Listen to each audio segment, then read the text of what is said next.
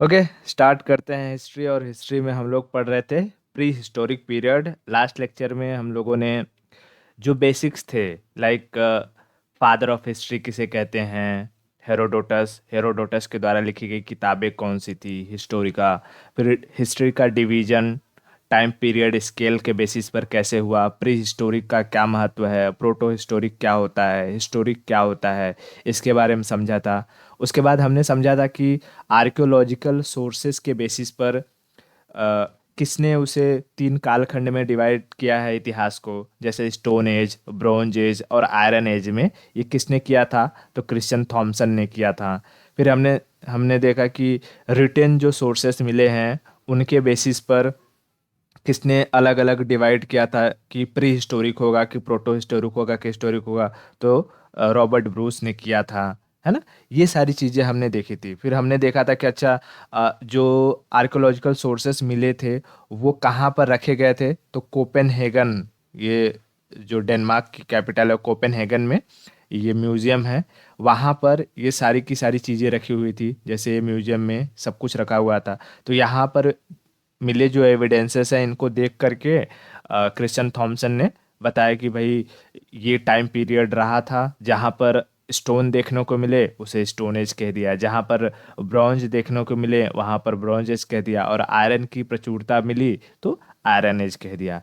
अच्छा, जैसे कोपेनहेगन में ये म्यूजियम है, ठीक है, वैसे ही भारत में भी तो होगा कोई ना कोई म्यूजियम, है ना। तो भारत में भी एक म्यूजियम है जिसको हम कहते हैं national museum of human kind.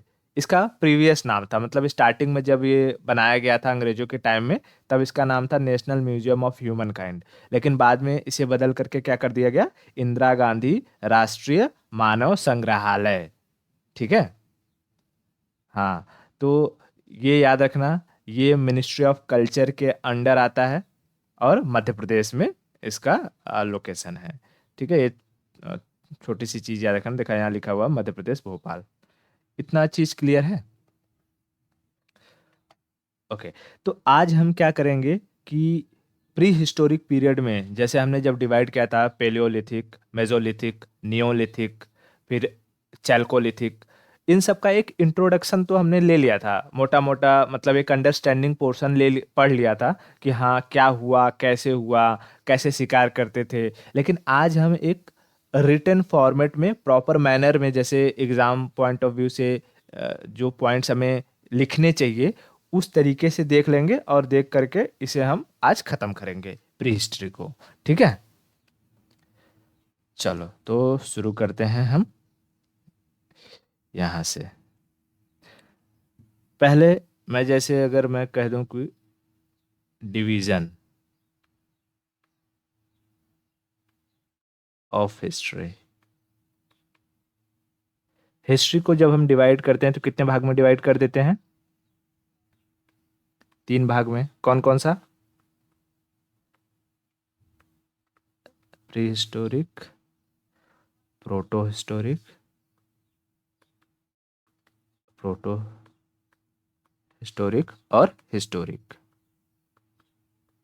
Historic, बताओ, प्री हिस्टोरिक में आर्कियोलॉजिकल सोर्स मिले हैं?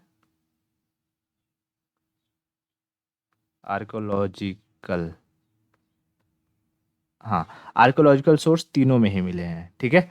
उसके बाद क्या प्री हिस्टोरिक में कोई रिटन एविडेंस मिला है? रिटन नहीं मिला है। क्या प्रोटो में मिला है? हाँ, लेकिन क्या ये पढ़ा गया, पढ़ने लायक है? Not readable. ठीक है। तो यहाँ पर हमें जो है कैसी एविडेंस मिले हैं रिटर्न के, तो भाव चित्रात्मक यानी पिक्टोरियल थे। मैंने लास्ट में पिक्चर भी दिखाया था। पिक्टोरियल यानी भाव चित्रात्मक, है ना। मैंने एग्जांपल भी दिया था बच्चों को हम कैसे समझाते हैं। और फिर हिस्टोरिक में हमें आर्कियोलॉजिकल सोर्सेज भी मिले हैं, रिटेन सोर्सेज भी मिले हैं, और ये पढ़ने लायक भी हैं। ठीक है। और उसके बाद हिस्टोरिक में हमें कुछ जो फॉरेन ट्रेवलर्स की किताबें हैं उनके द्वारा लिखी गई किताबें हैं, उनके यात्रा वृत्तांत हैं, मतलब ट्रैवल जर्नी है, उन सब चीज़ों की भी जानकारी मिलती है। तो हिस्टोरिक टाइम पीरियड के जो इन्फॉर्मेशन है वो हमें प्रॉपर मैनर में दिखाई देते हैं। यहाँ पर हम प्रोटो और प्री में सिर्फ स्पेकुलेशन करते हैं कि अच्छा ऐसा हुआ होगा, ऐसा हो सकता होगा, ऐसा रहा होगा, है ना। हमारे पास आर्कियोलॉजिकल सोर्सेस ही हैं और बाकी कुछ ज़्यादा है नहीं। अब हम समझते हैं पहले प्री हिस्टोरिक को, क्योंकि आज हमें यही ख़त्म करना है। तो जब हम प्री हिस्टोरिक के बारे में पढ़ते हैं, प्री हिस्टोरिक, ठीक है, जब हम प्री हिस्टोरिक के बारे में पढ़ते हैं तो प्री हिस्टोरिक को हम फर्दर 4 कैटेगरीज में डिवाइड करते हैं। एक को हम कहते हैं पैलियोलिथिक, यानी पूरा पाषाण। देखो, प्री हिस्टोरिक को हम स्टोन एज भी कहते हैं ना, स्टोन एज के बारे में पढ़ते हैं। तो स्टोन एज का स्टार्टिंग पॉइंट क्या था? पैलियोलिथिक, पूरा पाषाण, फिर था मेसोलिथिक, उसके बाद नियोलिथिक, नियोलिथिक और फिर कैल्कोलिथिक। कैल्कोलिथिक कहो या चारकोलिथिक कहो, एक ही मतलब है, ठीक है। ओके, उसके बाद हमने देखा था कि अच्छा पैलियोलिथिक में हमें इंसान खेती करता हुआ नज़र नहीं आता है। क्यों? क्योंकि वहाँ का क्लाइमेटिक जो कंडीशन क्या था, वो बर्फीला था। यानी हमारा पैलियोलिथिक पोर्शन स्टार्ट हुआ था आइस एज के लास्ट फेज में, और आइस एज को हम बायोलॉजिकल टर्म में क्या कहते हैं? प्लिस्टोसीन। प से पैलियोलिथिक, प से प्लिस्टोसीन, प्लिस्टोसीन। और उसके बाद जो कालखंड आता है मेसोलिथिक से लेकर के अब तक जो इंसान जी रहा है, वो किस में जी रहा है? होलोसिन, ठीक है, होलोसिन। ये मोटी मोटी जानकारी हमने देखी हुई थी, ठीक है। उसके बाद हमने इसमें इनका टाइम पीरियड भी देखा था कि जैसे अगर हम बात करेंगे टाइम पीरियड की, तो पैलियोलिथिक की अगर मैं टाइम पीरियड की बात करूं तो 5 लाख से लेकर के 10,000 BC, है ना,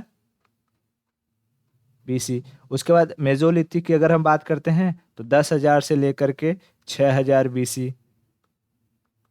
और नियोलिथिक की बात करेंगे तो 6,000 ऑनवर्ड को, या 6,000 से 3,000 BC कर सकते हैं। और चैल्कोलिथिक की बात करेंगे तो 3,000 ऑनवर्ड्स, ठीक है। ये एक रफ आइडिया है टाइम पीरियड का।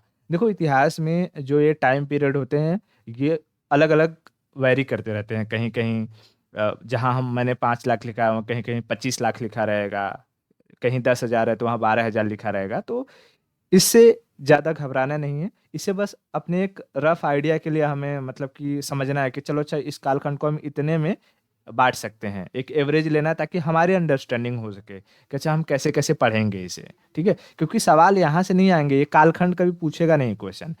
जो क्वेश्चन पूछा जाएगा इसके अंतर्गत पूछा जाएगा कि पैलियोलिथिक, मेसोलिथिक, नियोलिथिक या चैल्कोलिथिक में क्या क्या इंपॉर्टेंस थे, क्या क्या चीज़ें मिली हैं, उन लोगों का लाइफस्टाइल कैसा रहा होगा, वहाँ की कल्चर कैसी रही होगी, सोसाइटी किस तरीके से रहा होगा, इन सब के बारे में सवाल पूछे जाएंगे। और एविडेंसेस कहाँ कहाँ से मिले हैं किस टाइम पीरियड में, ये पूछा जाएगा, ठीक है। तो टाइम पीरियड का ज़्यादा लोड नहीं लेना है।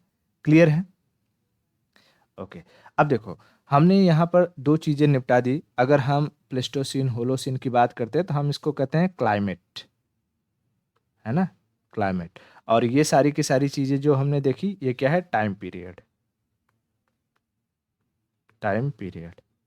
अब देखो, क्योंकि पैलियोलिथिक हो, मेसोलिथिक हो, नियोलिथिक हो, चैल्कोलिथिक हो, इसमें ये सारी चीज़ें फिक्स्ड हैं, इसमें कोई वेरिएशन नहीं आने वाला है। तो अब हम बार बार जब भी जैसे पैलियोलिथिक के बारे में पढ़ाऊंगा तो मैं ये बार बार नहीं बताऊंगा कि अच्छा इसका टाइम पीरियड ये है, फिर मेसोलिथिक में इसका टाइम पीरियड ये है। मैं जस्ट एक रफ आइडिया दे करके आगे निकलूंगा।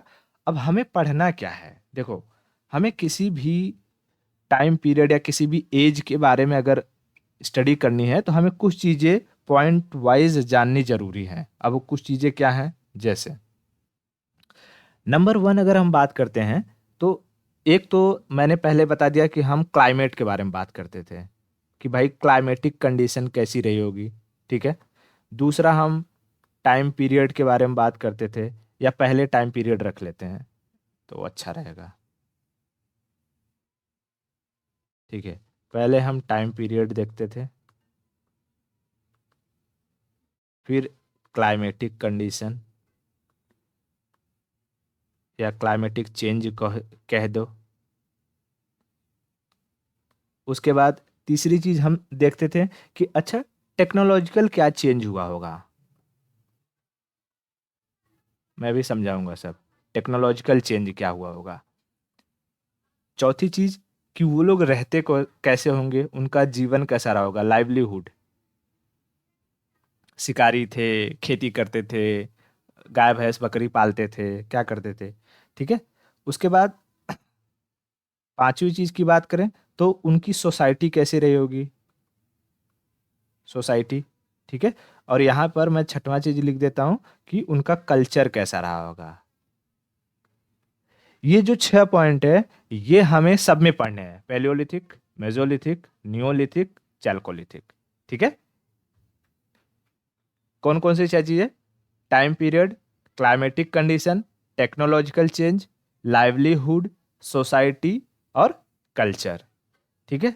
तो इसमें से दो चीजें हमने पहले ही क्लियर कर दी, क्या क्या, एक तो टाइम पीरियड और एक क्लाइमेटिक कंडीशन। अब क्लाइमेटिक कंडीशन में हमने ये देख लिया, जैसे यहाँ होलोसीन में है तो होलोसीन में अब अलग अलग क्या क्या वेरिएशन होते जाएंगे, कि जैसे होलोसीन आ चुका है, यहाँ पर हमें खेती करने लायक एनवायरनमेंट मिलने लगेगा, और फिर धीरे धीरे इंसान खेती करेगा, और खेती करते करते फिर अलग अलग जगह से हमें रिसोर्स, उसके एविडेंसेस मिलेंगे कि अच्छा जौ कहाँ से मिल गया, पहली बार खेती कहाँ हुई होगी, है ना, राइस की कहाँ से खेती हुई होगी, तो उन सब के बारे में देख लेंगे।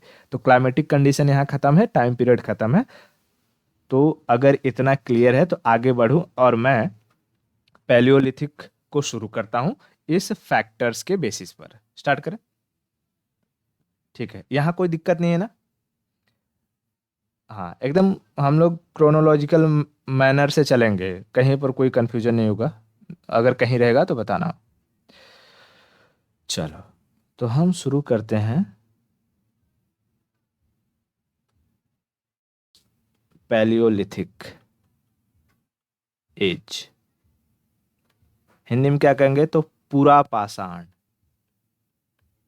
पूरा पाषाण काल, यानी स्टोन एज का एकदम स्टार्टिंग टाइम पीरियड, ठीक है। ओके, बताओ, यहाँ पर अगर मैं कहूँ हमारा जो टाइम पीरियड था क्या था, तो वही 5 लाख से ले 10,000 BC। और सी फॉर क्लाइमेटिक कंडीशन क्या था, तो प्लेस्टोसीन,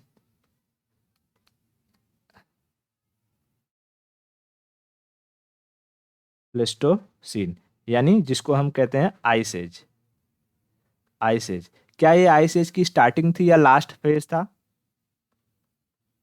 तो लास्ट फेज था, लास्ट फेज था। फिर भी ठंड इतनी थी, टेम्परेचर इतना कम था कि एग्रीकल्चर इस टाइम पीरियड में, एग्रीकल्चर की अगर हम बात करें, एग्रीकल्चर के लिए जो कंडीशन थे वो सूटेबल नहीं थे, है ना, सूटेबल नहीं थे, तो एग्रीकल्चर हो नहीं सकता था। उसके बाद अब हमें तीसरी चीज यहाँ पर देखना है, हमने टाइम देख लिया, क्लाइमेट देख लिया, तीसरी चीज हमें क्या देखनी है कि भाई अच्छा टेक्नोलॉजिकल चेंज क्या हुआ होगा, टेक्नोलॉजिकल चेंज। अब देखो, अगर मैं टेक्नोलॉजिकल चेंज की बात करूं तो क्योंकि इंसान अभी इवॉल्व होना शुरू हुआ है, जंगलों में रह रहा है, तो उसके पास क्या टेक्नोलॉजी रहेगी, वो हंटिंग करेगा, गैदरिंग करेगा, लेकिन वो हंटिंग गैदरिंग किससे करेगा, क्या वो शार्प चाकू बनाएगा, नहीं। क्या वो भाले बना लेगा, नहीं। क्या वो तीर बना लेगा, नहीं। वो बड़े स्टोन के पत्थरों का इस्तेमाल करेगा, है ना। तो लार्ज स्टोन टूल्स। ठीक है, बड़े स्टोन के पत्थरों का वो इस्तेमाल करेगा, किसके लिए? For hunting, for hunting, for hunting. उसके बाद वो क्या करेगा, जैसे मान लो कि उसने जानवर मार दिए, तो अगर जानवर के ऊपर से उसको खाल छुड़ानी है, तो खाल छुड़ाने के लिए वो देखेगा कि जैसे मान लो ये पत्थर है, अब किसी तरीके से इस पत्थर का अगर ऊपरी हिस्सा जो उखड़ जाए, जिसको हम कहते हैं पपड़ी, है ना, पपड़ी, तो पपड़ी अगर उखड़ जाए तो ये धारदार हो जाता है कि नहीं हो जाता है ना? तो इससे किसी चीज को हम लोग आराम से छील सकते हैं। तो इस पपड़ी को कहा जाता है फ्लैक्स। क्या कहते हैं? फ्लैक्स। तो यहां पर इंसान लार्ज स्टोन का इस्तेमाल तो करता था, साथ ही साथ फ्लैक्स का इस्तेमाल करता था। फ्लैक्स, फ्लैक्स का इस्तेमाल क्यों करता था? स्क्रैपिंग के लिए, खुरचने के लिए, किसी चीज को छीलने के लिए, फॉर स्क्रैपिंग। ठीक है, खुरचने के लिए या छीलने के लिए वो फ्लैक्स का इस्तेमाल करता था। इतना क्लियर हुआ?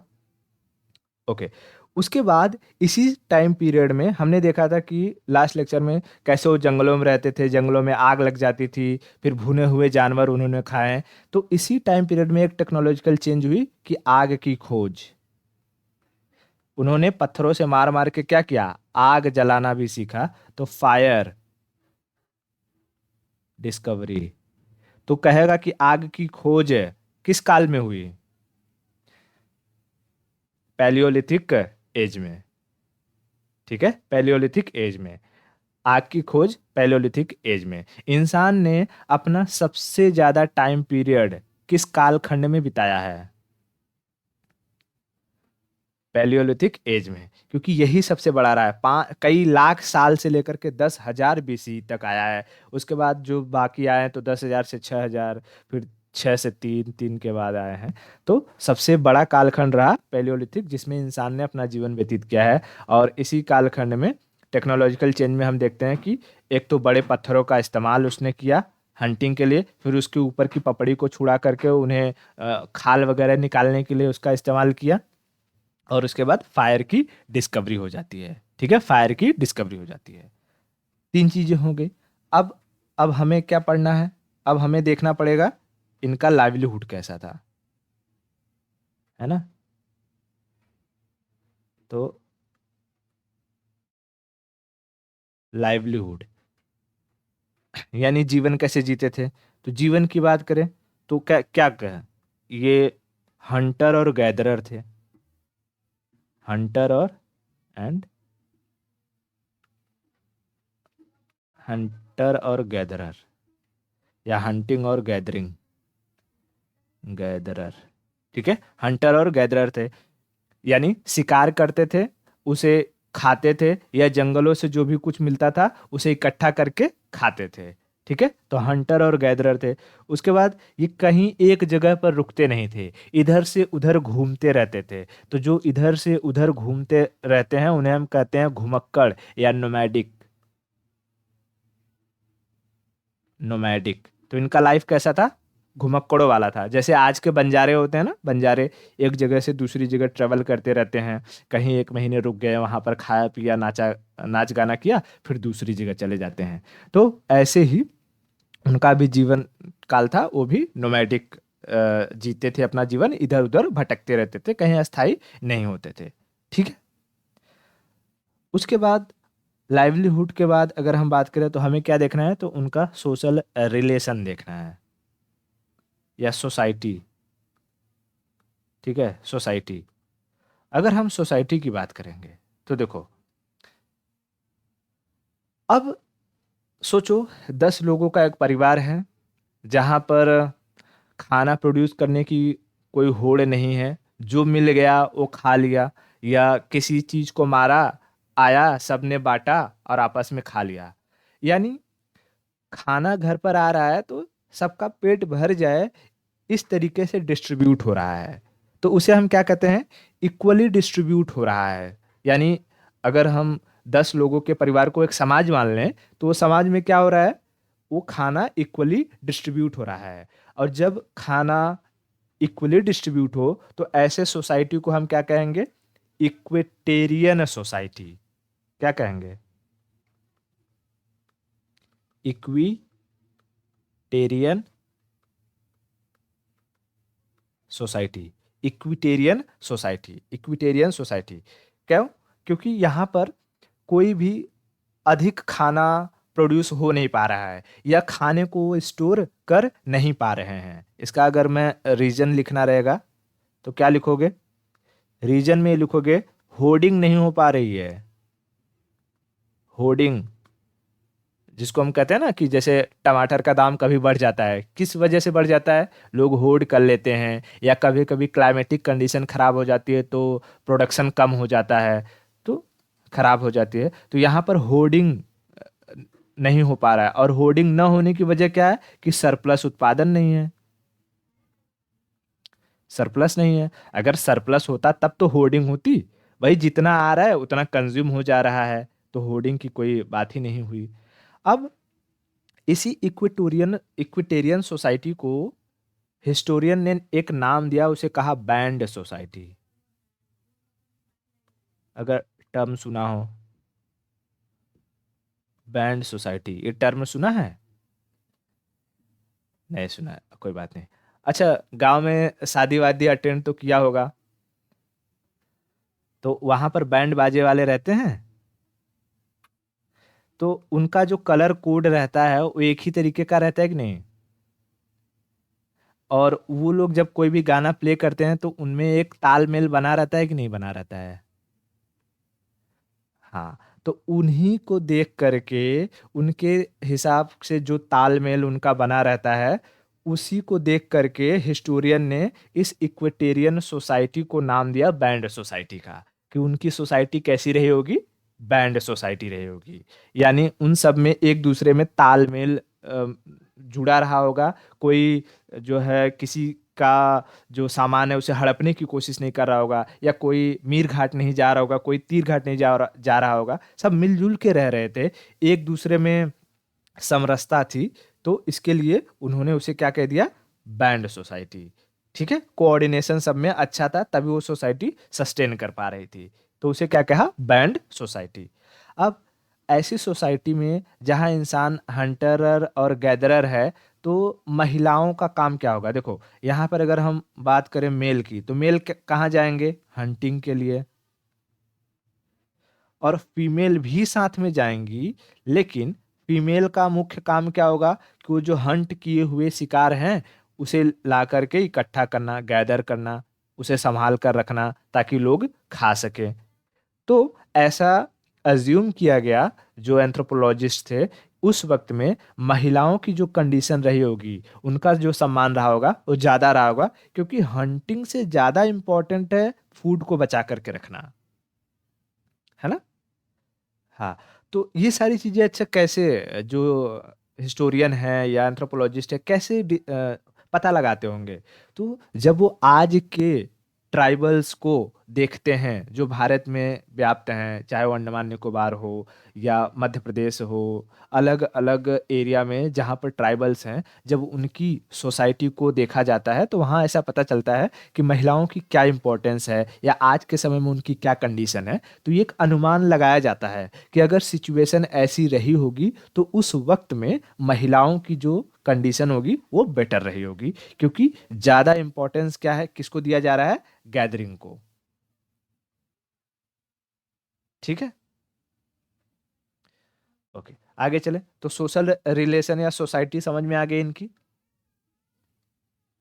ओके, अब हम नेक्स्ट अगर हम देखेंगे तो हमारा एक बचेगा नंबर 6, वो क्या हो जाएगा कि इनका कल्चर कैसा था।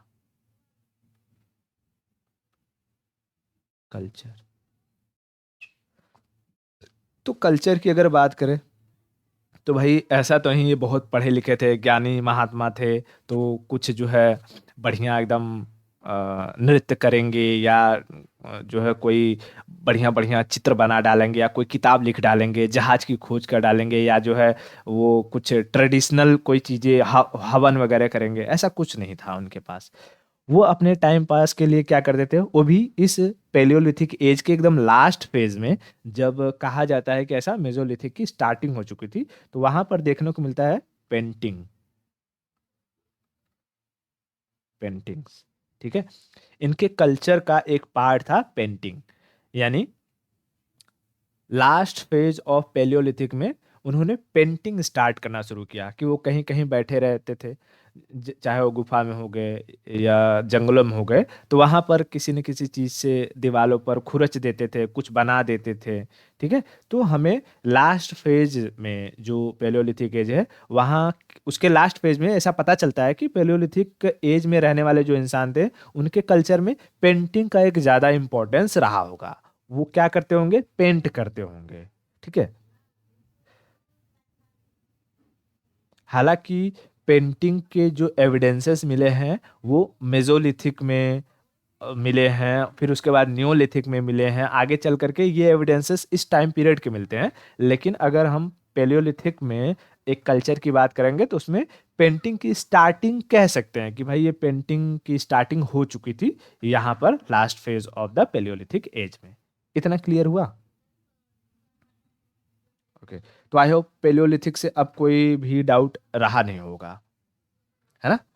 कहीं पर कुछ देखो, हमने टाइम पीरियड देख लिया, फिर क्लाइमेट देख लिया, टेक्नोलॉजिकल चेंज क्या था वो देख लिया, लाइवलीहुड कैसी थी देख लिया, सोसाइटी कैसी थी देख लिया, और उसके बाद उनका कल्चर क्या रहा होगा।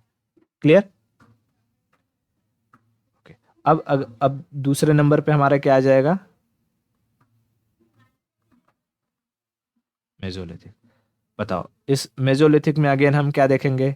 तो टाइम पीरियड एक देख चुके हैं, क्लाइमेट देख चुके हैं, उसके बाद टेक्नोलॉजी, टेक्नोलॉजी के बाद लाइवलीहुड। ये पॉइंट्स याद कर लो। लाइवलीहुड के बाद सोसाइटी,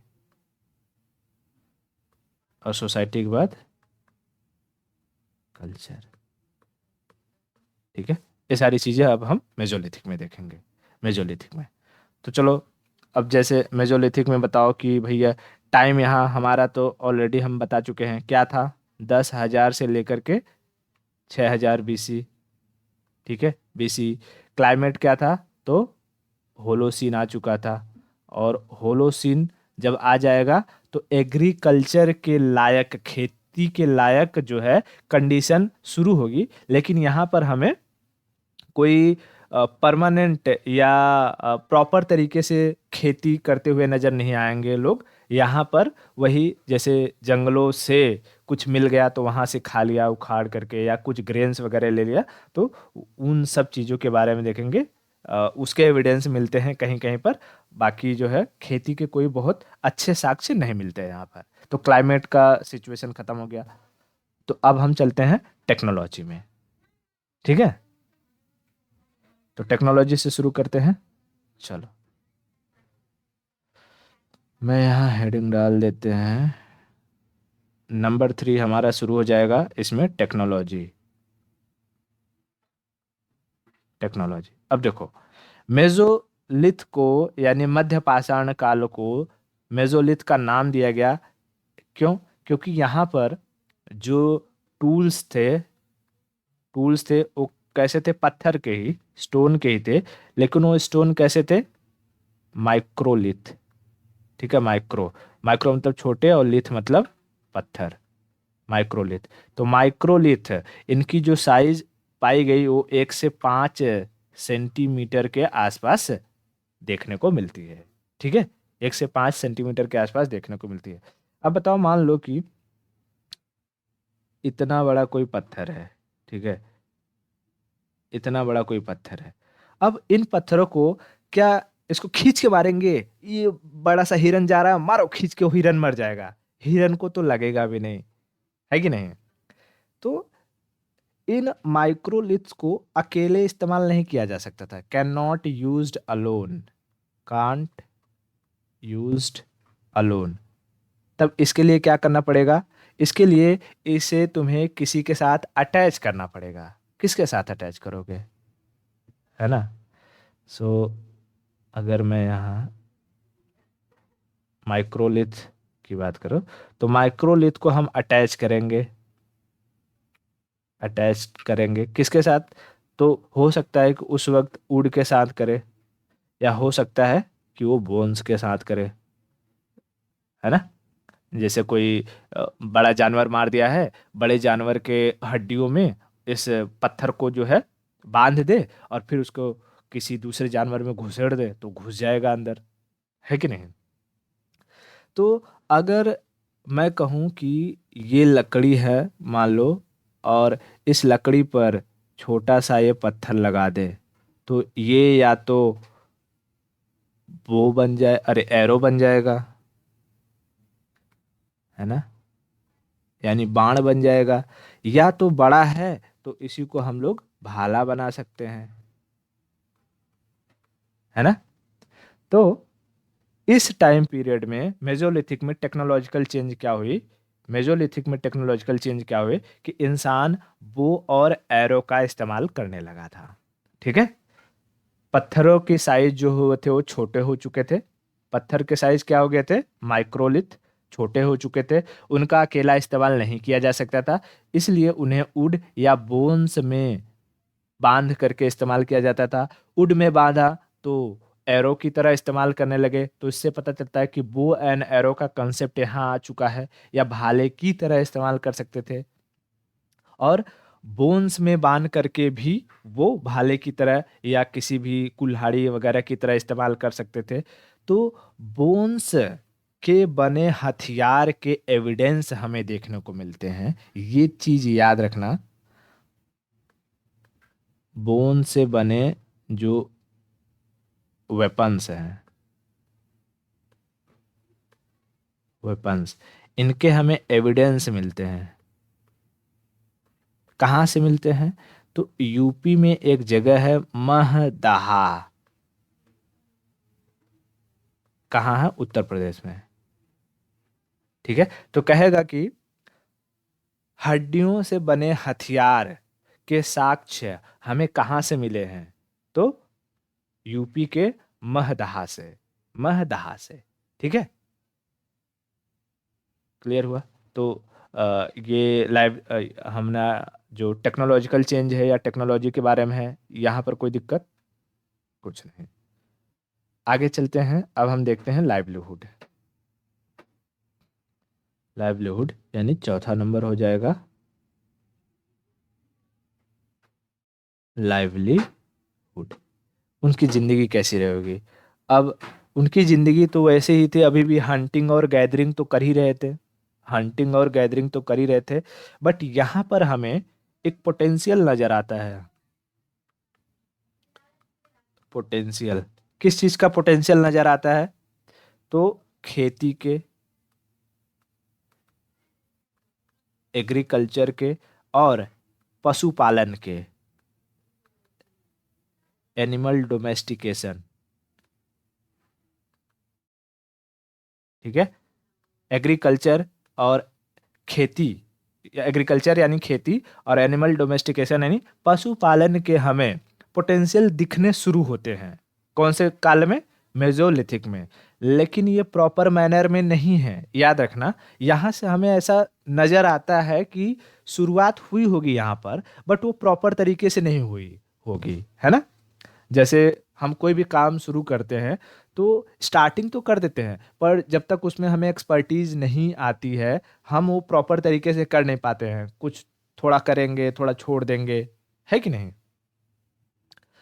तो वैसे ही वहाँ पर भी मेजोलिथिक एज में भी एग्रीकल्चर के एविडेंस देखने को तो मिले, लेकिन प्रॉपर तरीके से नहीं मिले हैं। एनिमल डोमेस्टिकेशन देखने को मिला, बट प्रॉपर तरीके से नहीं मिला है।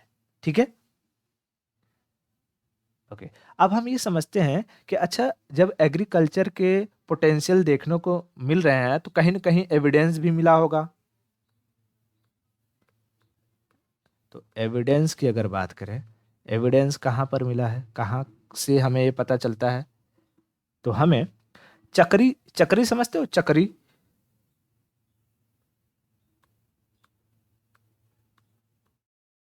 हाँ, व्हील नहीं, व्हील की तरह ही होता है। जैसे गांव में जांत होता है, जांत देखा है? जांत सुना है क्या, जांत? गांव में महिलाएं जो है ये जैसे गेहूं को पीसने के लिए इस्तेमाल करती थी। चक्की का कंसेप्ट तो अभी आया है ना। चक्की का कंसेप्ट अभी आया है कि हाँ, हम गेहूं ले जाकर दे देते हैं, वो पीस देता है और मशीन से चलता है। अच्छा, इस हाँ हाँ, बरोबर बरोबर बरोबर। तो यहाँ अब उसी चक्की का एक छोटा रूप होता है जिसमें दादी अम्मा दाल वाल को दरती हैं, है ना। दाल हो गया तो दाल दर देंगी, मटर के दाल, चने के दाल को दर के, ये दादी अम्मा लोग ज्यादा इस्तेमाल करती थी। तो वही चक्की या चक्री के साक्ष्य हमें दो जगह से मिलते हैं।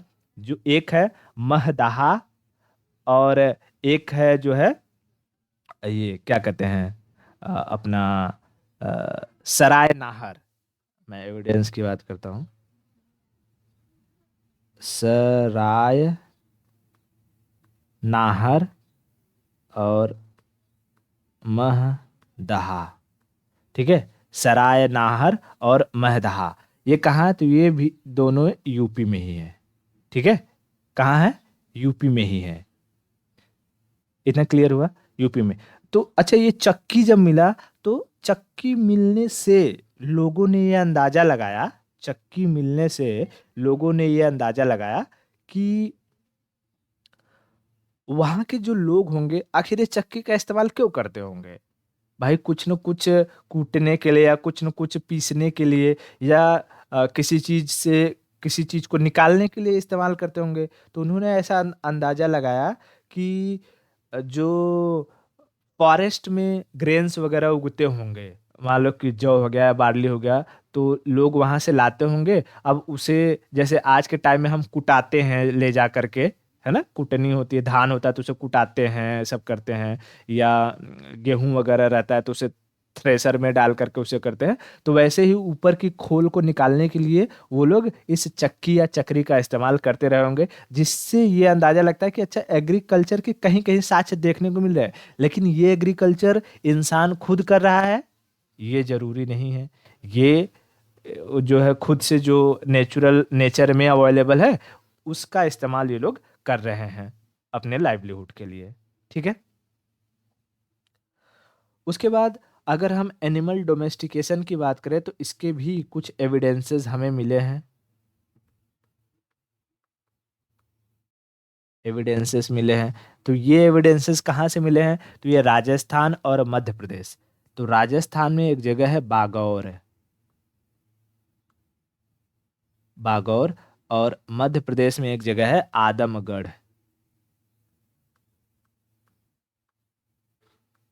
आदमगढ़।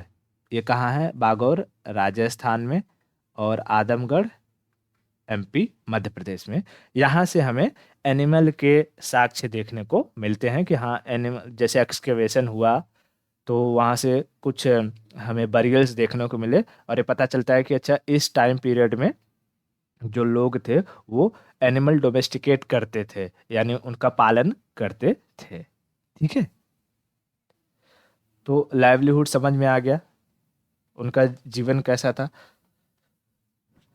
ओके। अब हम आगे चलते हैं इनकी सोसाइटी के बारे में। ये कौन सा नंबर है? ये चौथा नंबर है, पांचवा नंबर आ जाएगा सोसाइटी।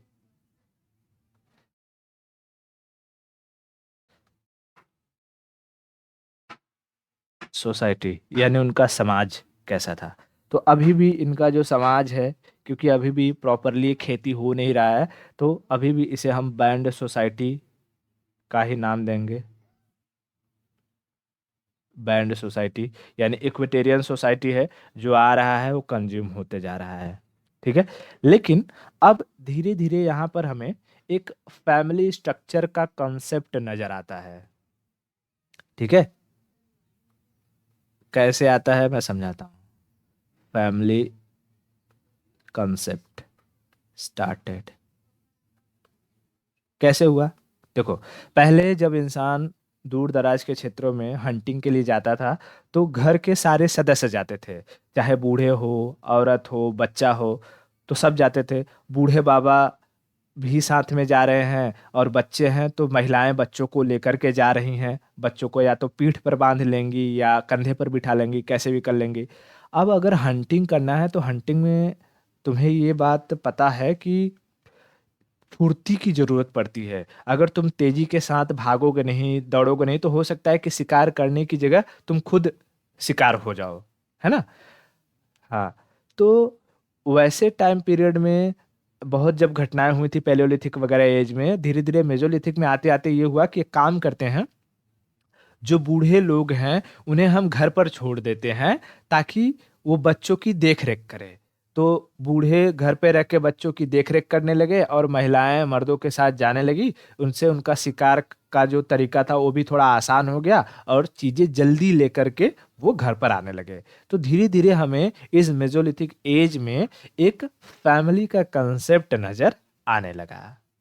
ठीक है। ओके। अब उसके बाद जब बूढ़े लोग मरने लगे, तो पहले क्या होता था कि इंसान मर गया, या तो खा जाते थे उसे, या तो ऐसे ही ओपन स्काई के नीचे छोड़ देते थे, चील कौवे खाते थे, या नेचर में ऐसे सड़ गल जाता था। लेकिन अब यहाँ पहली बार बरियल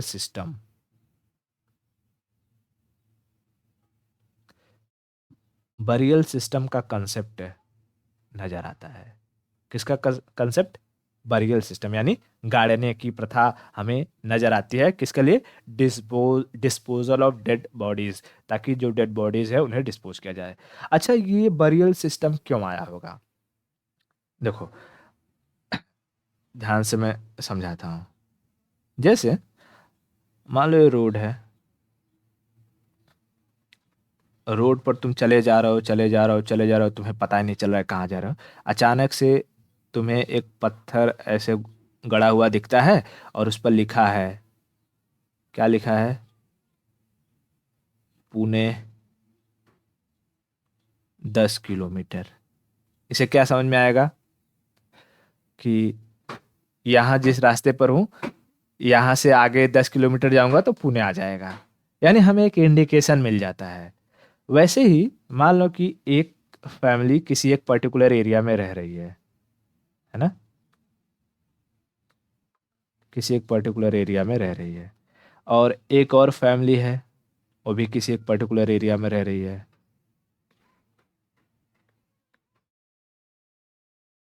यहाँ पर कुछ रिसोर्सेस होंगे,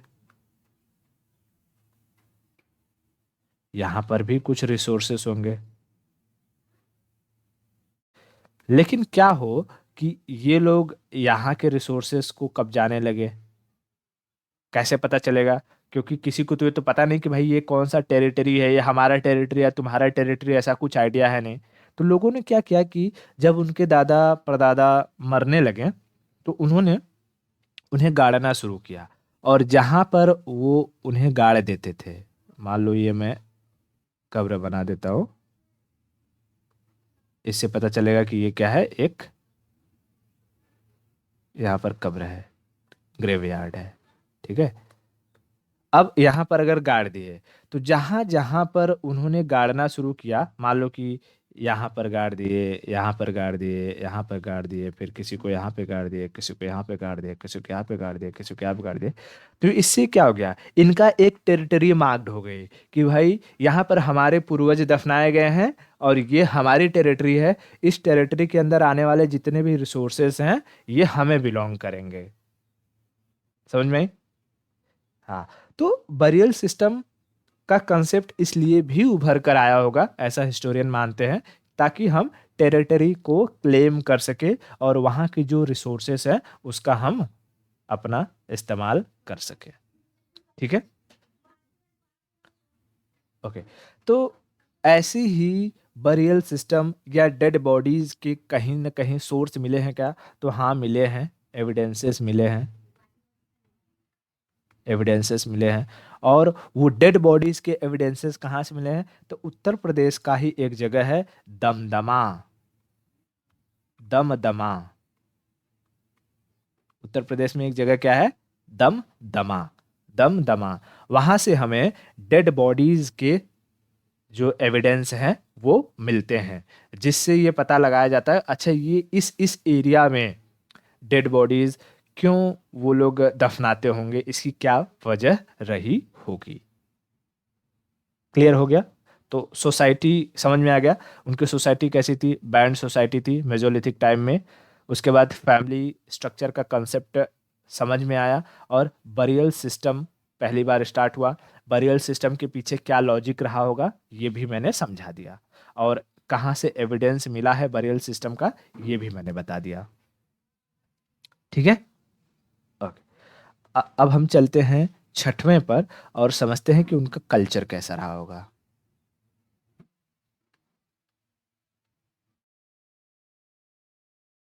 कल्चर, अगर हम कल्चर की बात करें तो देखो, कल्चर में हमने देखा कि लास्ट फेज ऑफ पैलियोलिथिक में पेंटिंग की शुरुआत हुई होगी। तो यहाँ पर अब वो जा करके धीरे धीरे पेंटिंग्स बढ़ गई होगी। तो मेजोलिथिक एज में हमें पेंटिंग्स बड़े पैमाने पर देखने को मिलती है, और पेंटिंग्स के जो एविडेंसेस हैं ये हमें कई जगह से मिले हैं। पेंटिंग के एविडेंसेस हमें कई जगह से मिले हैं। जैसे सबसे जो इम्पोर्टेंट एविडेंस हमें मिला है वो कहाँ मिला है, भीमबेटका। एक मिनट चार्ज लगा लेता हूँ। भीमबेटका, ठीक है, भीमबेटका। भीमबेटका कहाँ है, तो इससे कुछ पॉइंट याद रखना ना, कि रायसेन जिला, मध्य प्रदेश।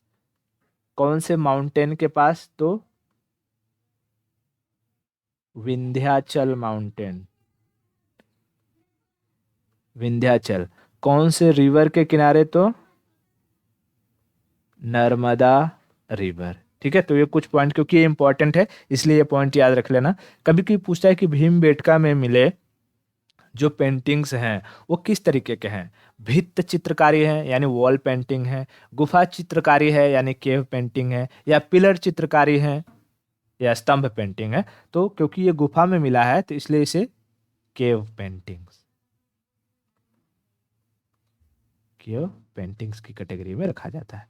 तो पहला एविडेंस हमें कहाँ से मिल गया, भीमबेटका से। वैसे ही उत्तर प्रदेश में मिर्जापुर डिस्ट्रिक्ट में एक जगह है, वहां से मिला है, मतलब जगह का नाम है सुहागी घाट। सुहागी घाट कहाँ है, ये मिर्जापुर उत्तर प्रदेश में। ठीक है, सुहागी घाट। और कहाँ से मिला है, तो उड़ीसा में एक है सुंदरगढ़।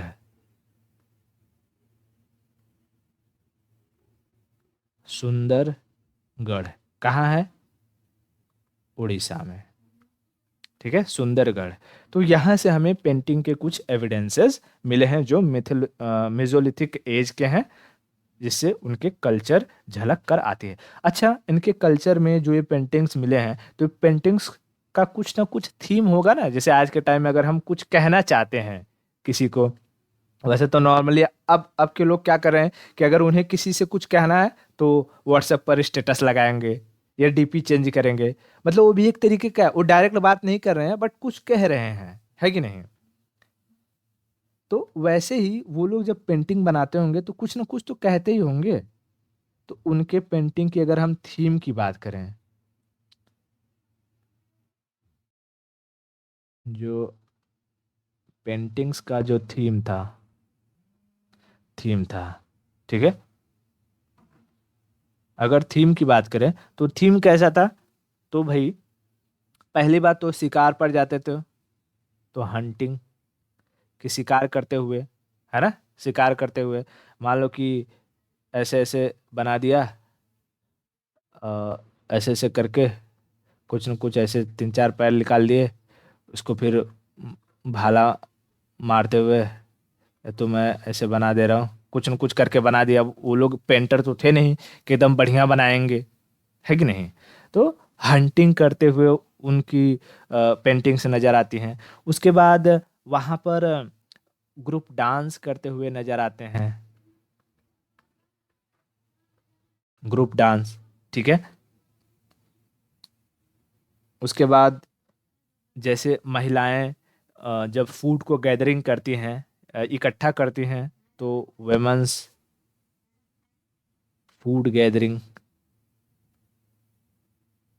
फूड गैदरिंग, या महिलाएं प्रेग्नेंट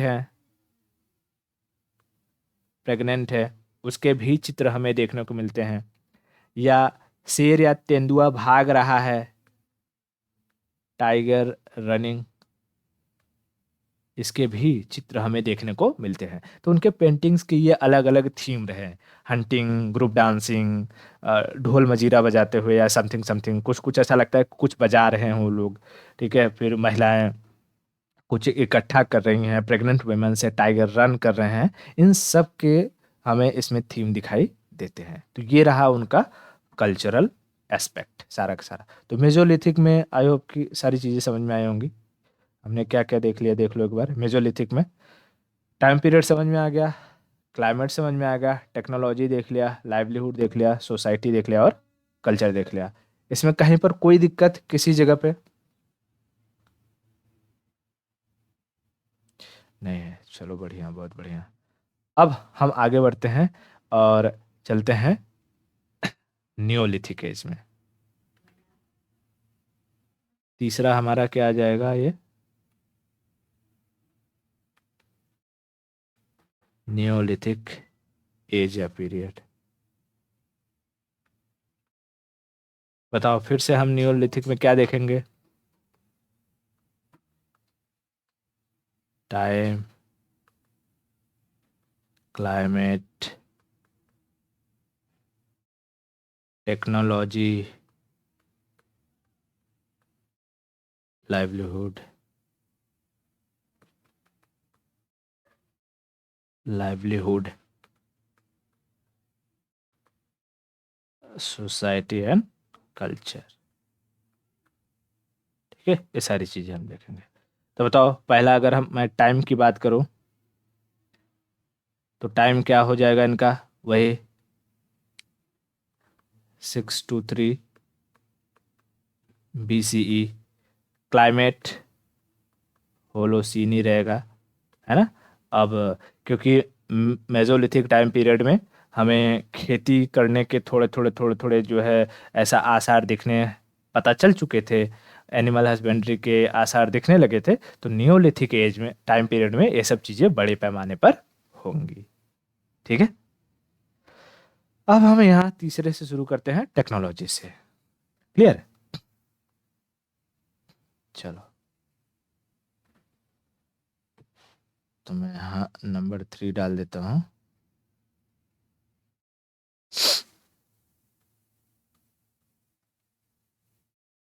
टेक्नोलॉजी, देखो टेक्नोलॉजी में अब क्या हुआ, अब तक उन्होंने पहले बड़े पत्थर इस्तेमाल किए, फिर छोटे पत्थर किए, अब वो पत्थरों को पॉलिश करने लगे, है ना। जैसे किसी किसी मूवीज में दिखाता है, जंगलों में कुछ अगर चाहे आर्मी वाले हों या कोई घुसपैठी हो, तो लोग अपने हथियारों को धार देते हैं पत्थरों पर रगड़ रगड़ के, कि भाई हथियार में जंग न लग जाए। तो वैसे उन लोग भी क्या करते थे, नियोलिथिक एज टाइम पीरियड के लोग भी अपने पत्थरों को रगड़ते थे, बढ़िया उसको धारदार बनाते थे, ताकि ताकि वो आसानी से किसी भी जीव को काट सके या उसे आसानी से छिल सके। तो इस वक्त में टेक्नोलॉजिकल चेंज क्या हुई, पॉलिश्ड स्टोन का इस्तेमाल होने लगा, पॉलिश्ड स्टोन टूल्स, ठीक है। दूसरी चीज क्या हुई कि क्योंकि अब यहाँ पर खेती लायक कंडीशन शुरू हो जाएगी, तो यहाँ पर ये लोग पहिया की खोज कर देंगे, व्हील्स। अब व्हील्स अगर एक बार खोज हो गया, तो इसके कई इस्तेमाल हो सकते हैं। जैसे अगर कोई गाड़ी है, तो उस पे लगा लो तो आसानी से खींच कर ले जा सकते हो। लेकिन इसी का अगर मिट्टी का बना लो, है ना, मिट्टी का बना लो इसे, और इसे किसी चीज पर नचा दो, इस पर मिट्टी रख करके चाहो तो इस मिट्टी को अलग अलग आकार दे सकते हो, पोटरी बना सकते हो। तो इस व्हील का इस्तेमाल वो लोग करने लगे पॉटरी के लिए। यानी इस वक्त में हमें पॉटरी के साक्ष्य भी देखने को मिलते हैं। और पॉटरी को मिट्टी से बना हुआ रहता था, तो बर्तन कहते हैं ना, पहले के टाइम पीरियड में मिट्टी के बर्तन होते थे, मिट्टी के बर्तन। तो अब मिट्टी का बर्तन न कह के मिट्टी को हम कहते हैं मृदा, तो मृद बर्तन को कहते हैं भांड। क्या कहते हैं?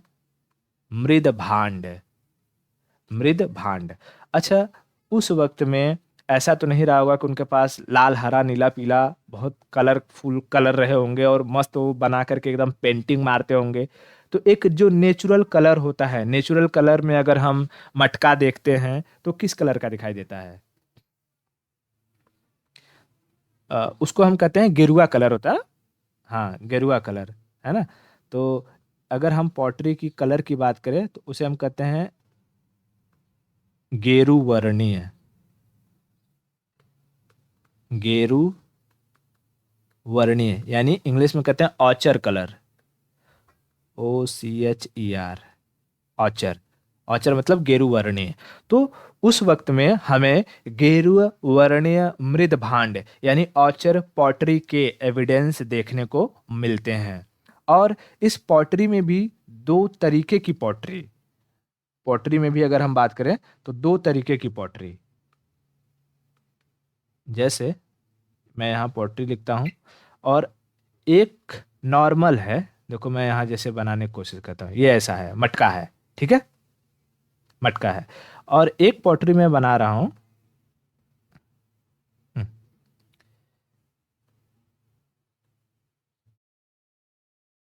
लेकिन इस पर मैं कुछ न कुछ नक्काशी कर दूंगा। देखो, बताओ, ये दो अलग पॉटरी हो गई कि नहीं? एक तो है नॉर्मल,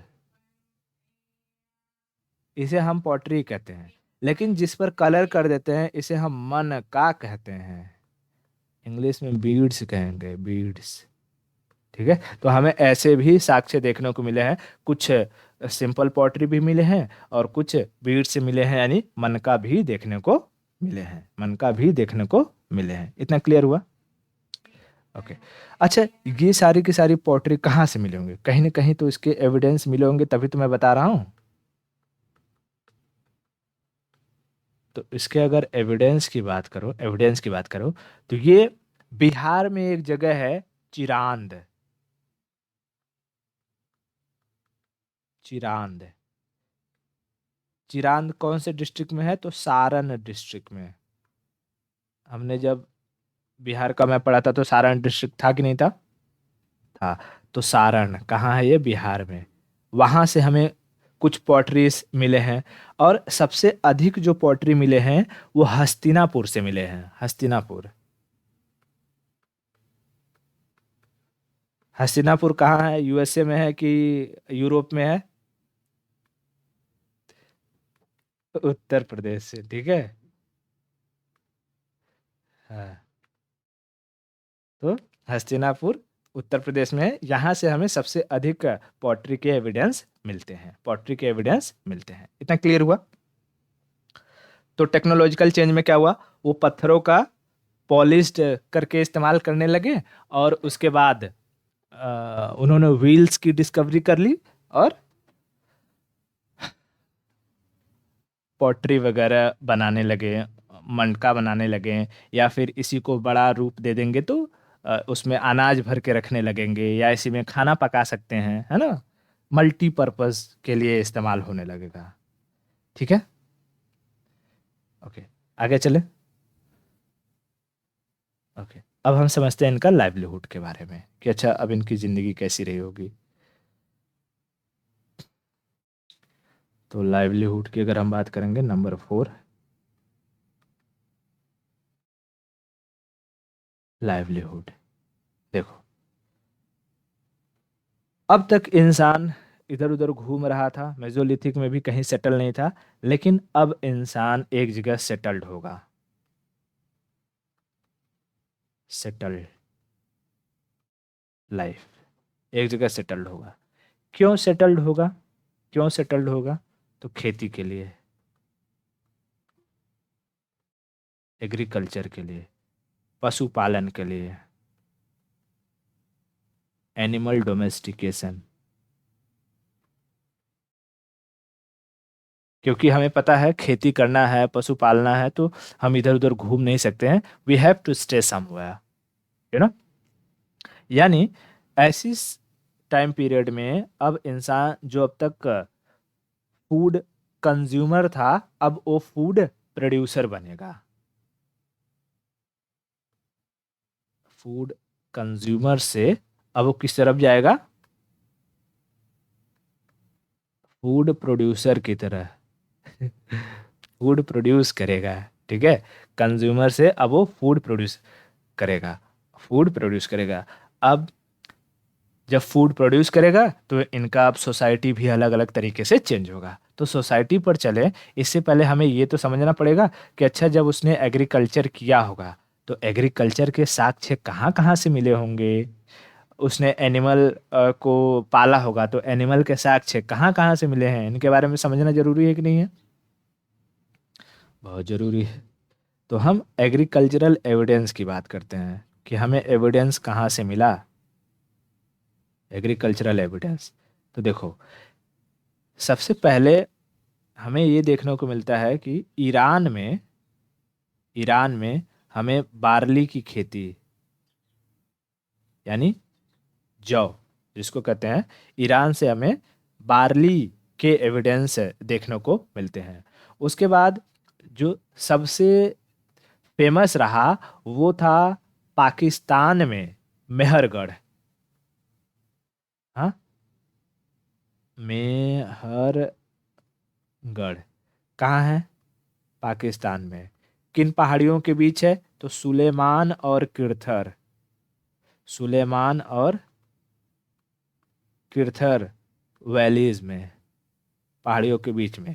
वहां से क्या मिला है हमें? तो वहां से हमें मिला है व्हीट एंड बार्ली के साक्ष्य मिले हैं कि व्यवस्थित तरीके से इंसान ने पहली बार खेती यहीं करी होगी। ठीक है, यहीं करी होगी। उसके बाद उत्तर प्रदेश में एक जगह है कोल्डिहवा। कोल्डिहवा, ये कहाँ है? तो यूपी में है। यहाँ से हमें क्या मिला है? तो यहाँ से हमें राइस मिले हैं, राइस मिले हैं, राइस मिले हैं।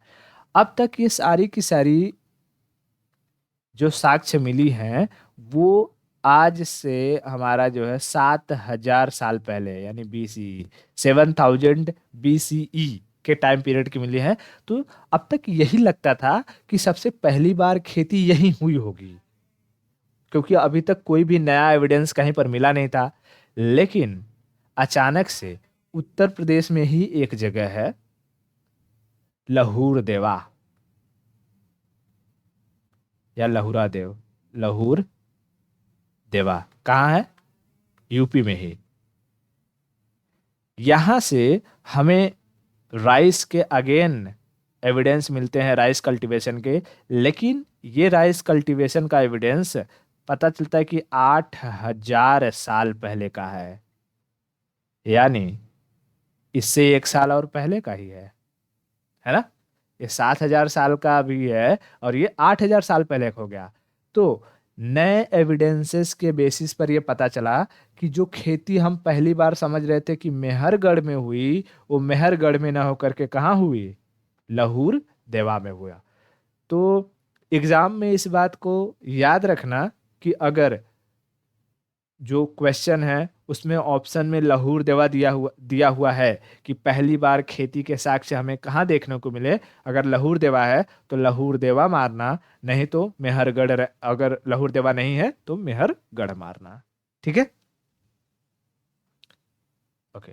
अच्छा, एक चीज और समझाना है कि हमने ज्योग्राफी पढ़ा है और हमें पता है कि खेती के लिए क्या इंपॉर्टेंट होता है और क्या नहीं। हमने ये बखूबी देखा कि कितनी भी सिविलाइजेशंस का जो इवॉल्वमेंट हुआ है वो नदियों के आसपास ही हुआ है। और ये जो साक्ष्य मिल रहे हैं हमें, ये भी किसी न किसी नदी के आसपास ही मिल रहे हैं, है ना। मैं दिखाता हूँ ये कहाँ मिले होंगे। तो मैं ये बताना चाहूँगा कि जैसे ये हमारा भारत प्यारा,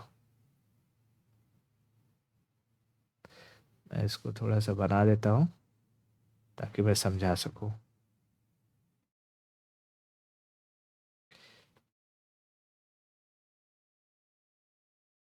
ठीक है।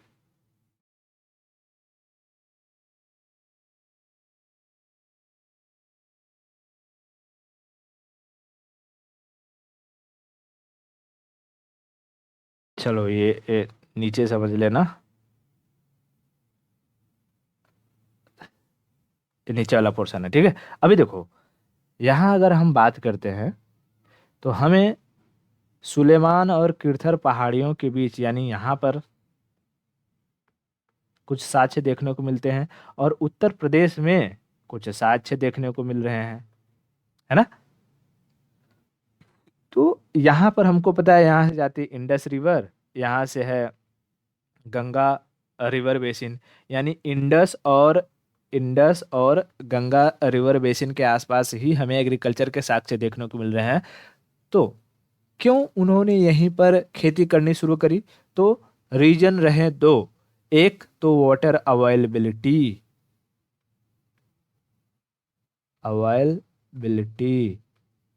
उसके बाद दूसरा रहा सॉइल की फर्टिलिटी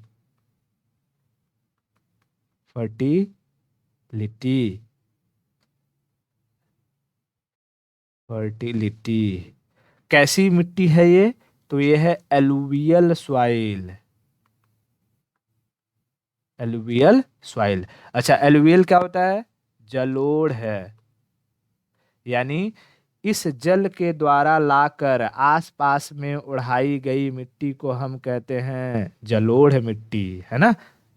जलोढ़ मिट्टी। और उस वक्त बारिश अच्छी होती थी, पानी की अवेलेबिलिटी रहती थी, नदियों में बाढ़ आता था, उसके बाद मिट्टी भी आती थी, हमेशा नया नया खादर बंगर बनते रहते थे, और वहाँ का उपजाऊपन मेंटेन रहता था, जिसकी वजह से हमें यहाँ आसपास आसपास खेती देखने को मिलते हैं। ये जब स्टोन एज चल रहा है, ऐसा नहीं कि इंसान सिर्फ इसी भारत के इसी पोर्शन में रह रहे हैं। इस पोर्शन में भी इंसान रह रहे हैं, लेकिन इस पोर्शन में सदर्न पोर्शन, या हम यूं कहें कि मैं पेनिनसुलर इंडिया की अगर बात करूं कि जैसे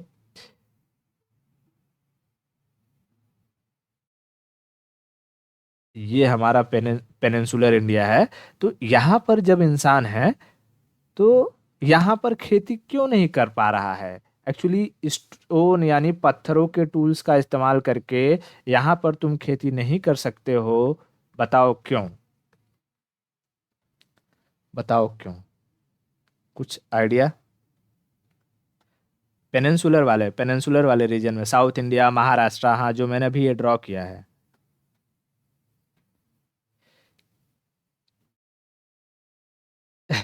ने- उसे ठीक है, यहाँ की नदियों में पानी का बहाव बहाव सब कुछ है। समस्या ये है कि यहाँ की जो मिट्टी है वो कड़क है, हार्ड है। क्यों?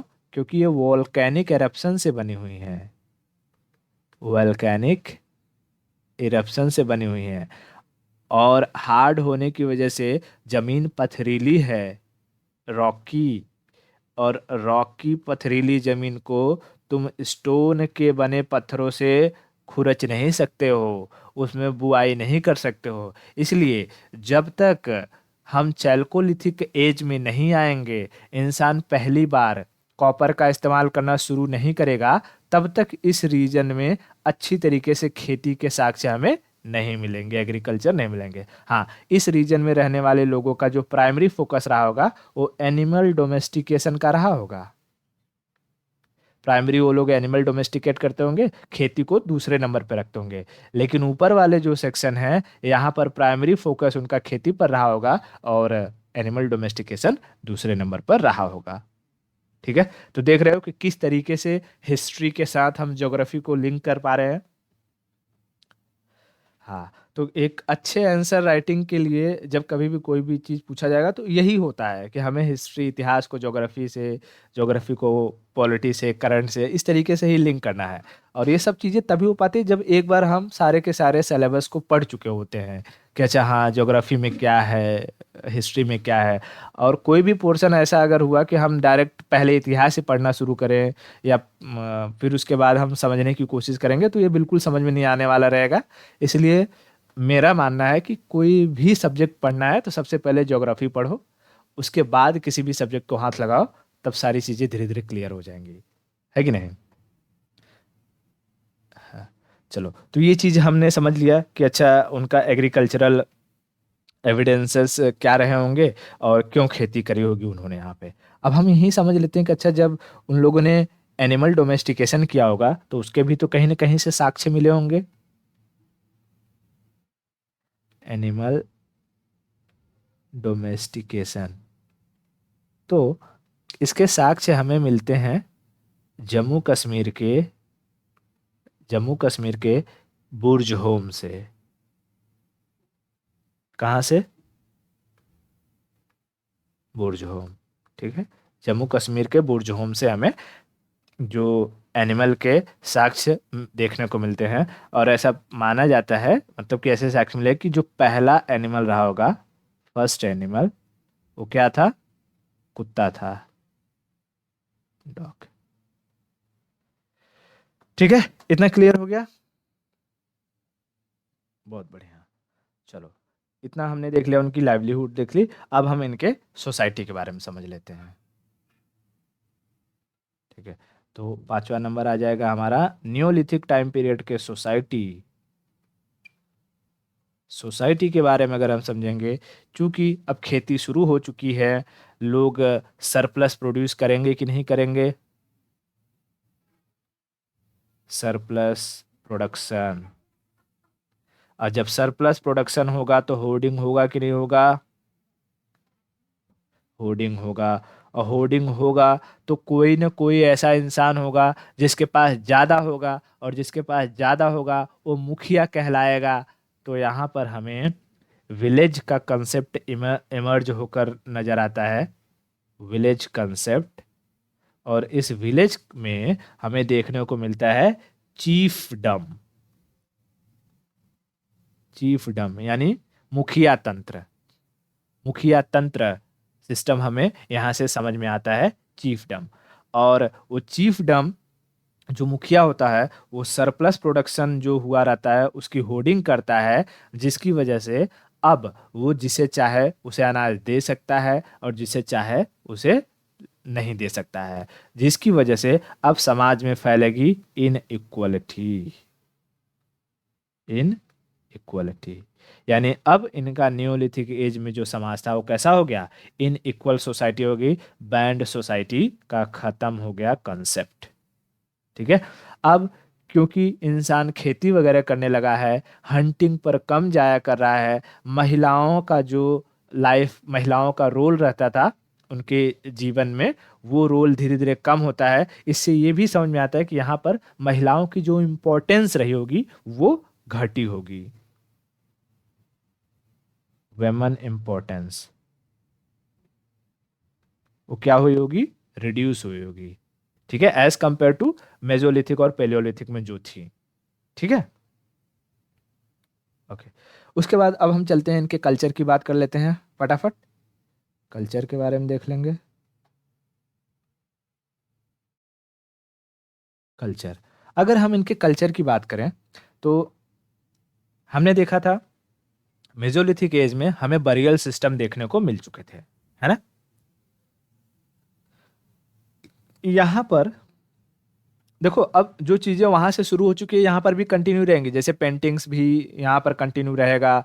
लेकिन अब धीरे धीरे चीज़ें बड़े पैमाने पर होती जाएंगी, एट अ लार्ज एक्सटेंट चीज़ें बढ़ती जाएंगी। तो यहाँ पर भी हमें बरियल सिस्टम जो रहा, burial system at large extent, हमें बड़े पैमाने पर बरियल सिस्टम देखने को मिलने लगे। ठीक है, बड़े पैमाने पर बरियल सिस्टम देखने को मिलने लगे। अब क्या होने लगा कि जब ये बरियल सिस्टम बहुत बड़े पैमाने पर होने लगे, तो उसे, जैसे कि कोई कब्रगाह है कहीं पर, तो कब्रगाह है ये हम आम लोगों को कैसे पता चलेगा? कहीं न कहीं हम जाते हैं तो ऐसा बाउंड्री मारा रहेगा, है ना? जैसे मान लो कि ये बाउंड्री है, और उसके बाद कहीं न कहीं यहाँ गेट वेट रहेगा कुछ न कुछ, और उस पर लिखा रहेगा कि भाई इसके अंदर से धुआं-फुआं निकलता रहता है, सब कुछ वैसे ही डरावना सा लगता है। तो उस टाइम पीरियड में लोग के पास इतना तो आइडिया नहीं था कि हाँ भाई, हमें ये सब करना है, बाउंड्री मार के रखनी है। वो लोग क्या करते थे, वो लोग ऐसे ना, जैसे मान लो कि एक मैं एरिया बना देता हूँ कि यहाँ पर एक कब्रगाह है, ठीक है? तो वहाँ पर बड़े-बड़े पत्थर खड़े कर देते थे, ठीक है? ऐसा ज़रूरी नहीं कि बहुत सारे खड़े करें, एक भी कर सकते थे, या बहुत सारे भी कहीं-कहीं मिले हैं, और कहीं-कहीं पर ऐसे मिले हैं कि जैसे एक पत्थर यहाँ है, एक पत्थर यहाँ है, उसके ऊपर एक पत्थर है, ठीक है? ऐसे बड़े-बड़े पत्थर हमें देखने को मिलते हैं, जिसको कहा गया कि ये एक इंसान खड़ा है। इंसान खड़ा का मतलब उसको एक टर्म दिया गया मेनहीर, मेनहीर, मेनहीर, मेनहीर। अब ये पत्थर इतने बड़े-बड़े होते थे, तो बड़े चीज़ को हम क्या कहते हैं? मेगा, मेगा, और पत्थर को कहा जाता है लिथ, ठीक है? तो इस नियोलिथिक टाइम पीरियड में बड़े पैमाने पर बरियल्स को दफनाने की वजह से, मतलब डेड बॉडीज को दफनाने की वजह से, वहाँ जो पत्थरों का एक भरमार लगा, उसको देख करके इस टाइम पीरियड को मेगालिथिक एज भी कहा गया। तो कहेगा कि मेगालिथ का जो कंसेप्ट है वो हमें किस कालखंड में देखने को मिलता है, तो न्यूलिथिक में होता है। या मेगालिथ का मतलब क्या होता है, तो ऐसा जगह जहां पर लार्ज एक्सटेंट में डेड बॉडीज को दफनाया गया हो। मैं इसे दिखाना चाहता हूँ कि देखो किस तरीके से ये रहता है, क्योंकि हमने लास्ट उसमें हमने इसको दिखाया नहीं था, है ना? अगर मैं कहूँ कि चलो एक बार देखो कि हमारा हिस्ट्री हिस्ट्री में हमें ये चाहिए, ठीक है? मैं दिखाना चाहता हूँ ये देखो, ये दिखाई दे रहा है ये वाला सेक्शन,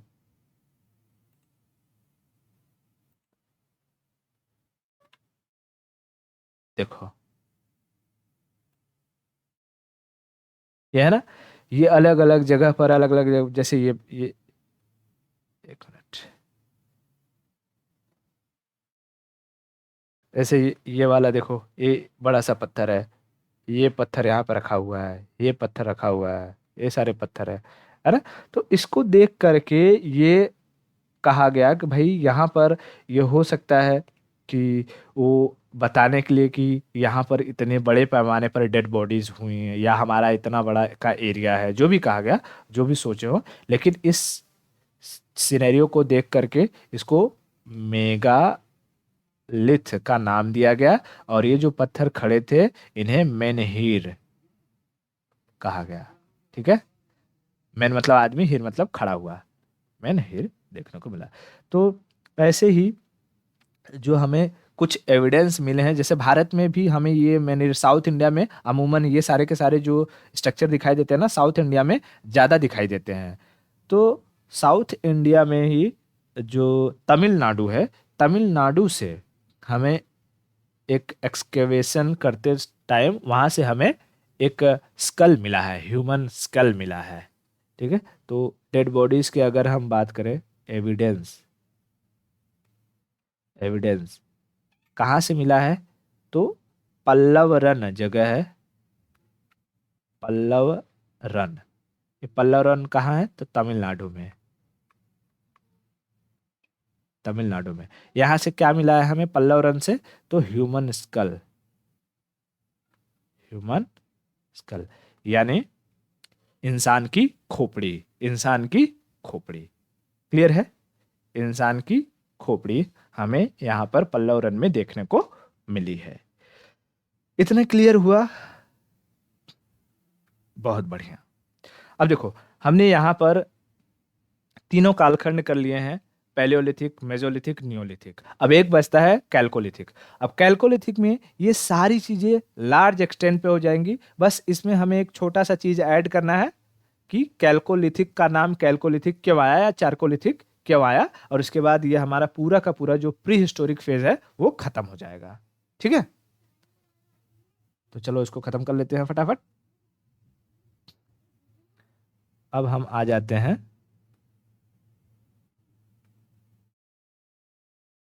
कैल्कोलिथिक एज। देखो, अगर हम इसमें बात करें कि कैल्को या चेल्को का मतलब क्या होता है, तो चेल्को इसका मतलब होता है कॉपर,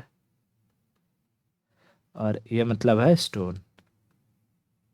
यानी जब इंसान ने कॉपर और स्टोन दोनों का इस्तेमाल एक साथ करना शुरू किया, उस टाइम पीरियड को कहा गया चारकोलिथिक या कैल्कोलिथिक एज। Chalcolithic as. अच्छा, एक बात बताओ, कैल्कोलिथिक एज में ज्यादा यूज कॉपर का होगा या ज्यादा यूज स्टोन का होगा?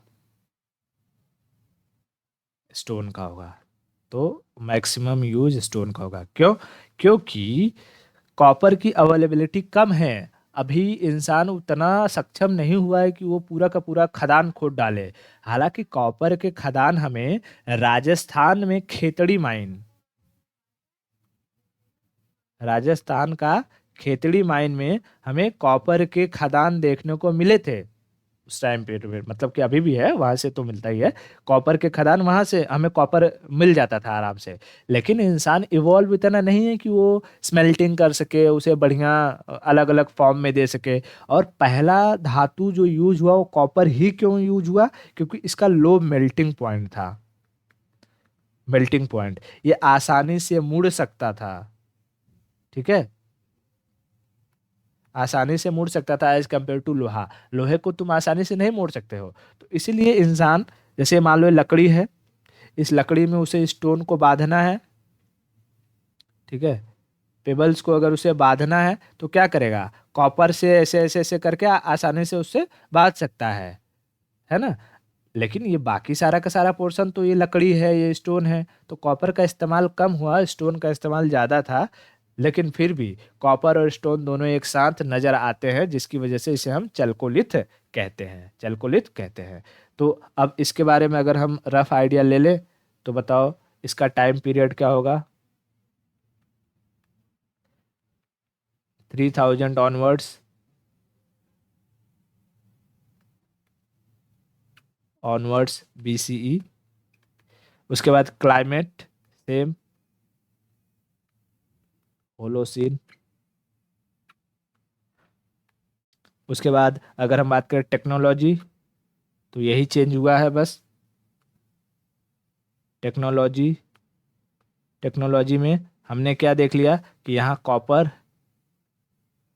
Plus stone. ठीक है, कॉपर प्लस स्टोन। अच्छा, ब्रॉन्ज एज आएगा जब हम इंडस वैली वगैरह देखेंगे, तो वहां पर क्यों? क्योंकि ब्रॉन्ज यहाँ मिलता नहीं था। ब्रॉन्ज को दूसरे कंट्री के साथ जब ट्रेड वगैरह होता था तो वहां से, सॉरी ब्रॉन्ज नहीं, टिन को आयात करते थे। तो टिन और कॉपर को मिला करके लोगों ने ब्रॉन्ज बनाया था। ठीक है, तो हम टिन यहाँ भारत में नहीं मिलता था, टिन कहीं से हम इंपोर्ट करते थे। मतलब जो इंडस वैली सिविलाइजेशन के लोग थे, और उसके बाद ब्रोंज का इस्तेमाल करने लगे। ठीक है, तो इसलिए तब उसको ब्रोंज एज में कहेंगे। लेकिन अभी तो हम ये चल रहे हैं कॉपर वाले चैल्कोलिथिक एज में। ठीक है, इतना क्लियर हुआ कॉपर का इस्तेमाल क्यों हुआ? क्योंकि लो मेल्टिंग पॉइंट। ठीक है, लो मेल्टिंग पॉइंट, आसानी से इसे मोड़ा जा सकता था, इसे पिघलाया जा सकता था। उसके बाद जब ये हो गया है, क्योंकि कॉपर के उनके टूल्स भी बनने शुरू हो चुके हैं, तो एग्रीकल्चर होगा। एग्रीकल्चर में और मदद मिलेगी। अब ये एग्रीकल्चर जो अभी तक नॉर्थ में फ्लरिश था, अब वो साउथ में भी चला जाएगा। महाराष्ट्र, तमिलनाडु, केरला वगैरह इधर भी धीरे धीरे शिफ्ट होते जाएगा, है ना। उसके बाद एनिमल जो डोमेस्टिकेशन था उसको ज़्यादा वो मिल जाएगा, क्या बोलते हैं कि स्ट्रेंथ मिल जाएगा।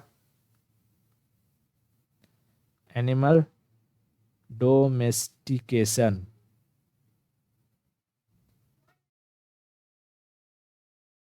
डोमेस्टिकेशन को ज़्यादा बूस्ट मिलेगा, है ना। अब चीज़ें बड़े पैमाने पर होने लगेंगी। क्लियर हुआ। उसके बाद इनकी जो सोसाइटी की अगर बात करेंगे, पांचवा सोसाइटी एंड कल्चर, एक ही साथ ले लेते हैं, सोसाइटी एंड कल्चर। अब जो अभी तक नियोलिथिक एज में चल रही थी, सेम वो चीज कंटिन्यू रहेगी, but at a large extent. Large extent, large extent. समझ में आ गया क्या? ओके, बहुत बढ़िया। और इस तरीके से अगर हम देखेंगे तो हमारा जो भी ये था पूरा का पूरा प्री हिस्टोरिक एज था, प्री हिस्टोरिक टाइम पीरियड में हमने ये तीनों चारों फेज थे वो हमने देख लिए। और उसमें भी अलग अलग पॉइंट, चाहे वो टाइम पीरियड का हो, क्लाइमेट का हो, टेक्नोलॉजी हो, लाइवलीहुड हो, सोसाइटी हो, कल्चर हो, हमने सब देख लिया है। आई होप कि इसमें कहीं कोई दिक्कत नहीं रहा होगा।